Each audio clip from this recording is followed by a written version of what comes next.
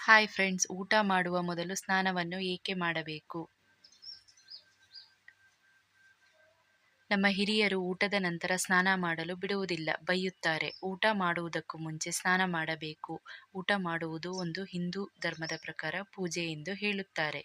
ಈ ಪೂಜೆ ಮಾಡುವುದಕ್ಕೂ ಮುಂಚೆ ದೇಹ ಶುದ್ಧಿಯಾಗಿರಬೇಕು ಎಂಬುದು ನಂಬಿಕೆ. ಇದಕ್ಕೆ ವೈಜ್ಞಾನಿಕ ಕಾರಣವೂ ಇದೆ. ಊಟವನ್ನು ಮಾಡಿದಾಗ ಜಠರಕ್ಕೆ ಹೆಚ್ಚುವರಿ ಕೆಲಸ ಬೀಳುತ್ತದೆ. ಹೆಚ್ಚುವರಿ ಕೆಲಸವನ್ನು ಮಾಡಲು ಹೆಚ್ಚು ಶಕ್ತಿ ಬೇಕಾಗುತ್ತದೆ. ಈ ಶಕ್ತಿಯು ರಕ್ತ ಪ್ರವಾಹದ ಮೂಲಕವೇ ಬರಬೇಕು. ಊಟ ಮಾಡುವಾಗ ಸಾಮಾನ್ಯವಾಗಿ ನಾವು ಒಂದೆಡೆ ಕುಳಿತಿರುತ್ತೇವೆ. ಊಟವಾದ ಮೇಲೆ ಹೊಟ್ಟೆ ತುಂಬಿರುವುದರಿಂದ ಆ ಸಮಯದಲ್ಲಿ ಹೊಟ್ಟೆಯ ಭಾಗಕ್ಕೆ ರಕ್ತದ ಚಲನೆ ಹೆಚ್ಚಾಗಿ ಇರಬೇಕಾದ ಅಗತ್ಯ.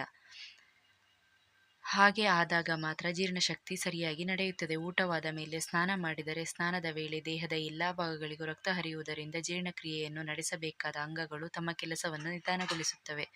ಆಗ ಜೀರ್ಣಕ್ರಿಯೆ ಸರಿಯಾಗಿ ನಡೆಯುವುದಿಲ್ಲ. ಹಾಗಾಗಿ ಊಟವಾದ ಮೇಲೆ ಸ್ನಾನ ಮಾಡಬಾರದು ಎಂದು ಹಿರಿಯರು ಹೇಳುತ್ತಾರೆ. ಈ ಮಾಹಿತಿ ಇಷ್ಟ ಆದರೆ ಲೈಕ್ ಮಾಡಿ, ಶೇರ್ ಮಾಡಿ, ಸಬ್ಸ್ಕ್ರೈಬ್ ಮಾಡಿ. Thank you friends.